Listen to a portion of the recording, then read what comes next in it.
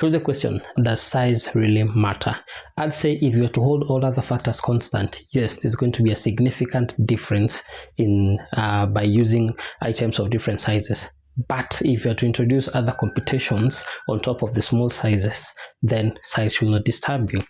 So we start. Right now I'm recording this video using a lapel microphone. It is a very small microphone. Basically, I think it's this size of my pinky finger. Even I think the pinky finger is a little bit wide, but it gives you clean audio. Why? Because yes, I'm recording using a very small diaphragm, but there's a lot of computation before the audio is actually released or captured on my audio recording system.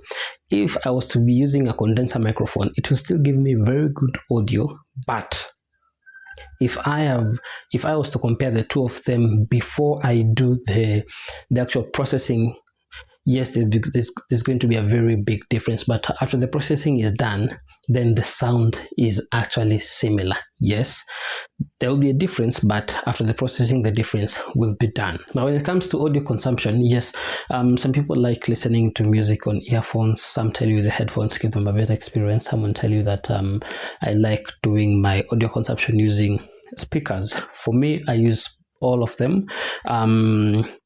I find earphones tiring, but that is only me.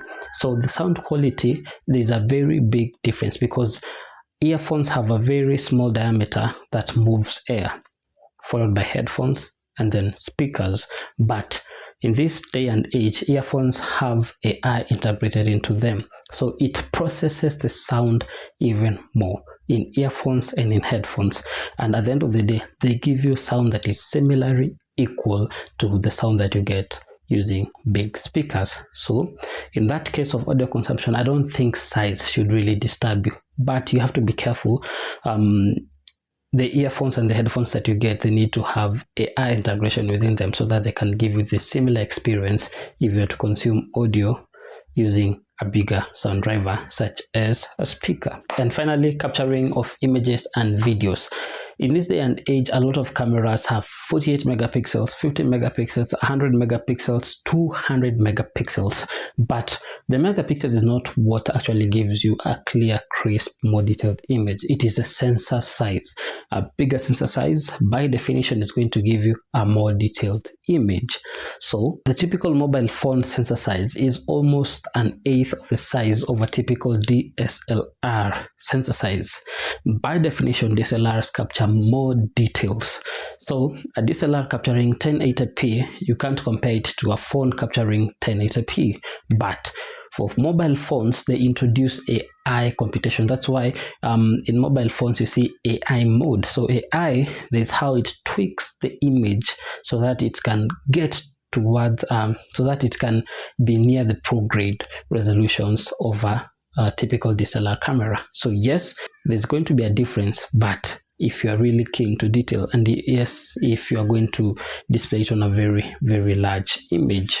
So what you need to look out is to make sure that your phone has an AI mode that can scale up the video towards 1080p. But to someone who has a keen eye for detail, they can be able to tell the differences. So for capturing videos, yes, there is a difference.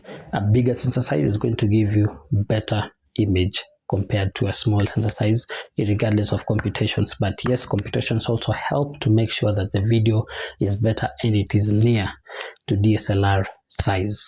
But I'm going to leave you with an addition. A lot of people, especially people who consume content on their mobile phones, they will not be able to tell the difference because the screen is small, and based on your internet connectivity, a lot of time people consume content at 720p and they don't even know it because the screen is so small. So it shouldn't bother you if you're making content for people to consume it using a mobile phone. But if you're doing content for people to consume on a very big screen, especially 32 inches and above, so you have to consider and make sure that yes, the content that you're shooting, you have to shoot it with a proper DSLR camera.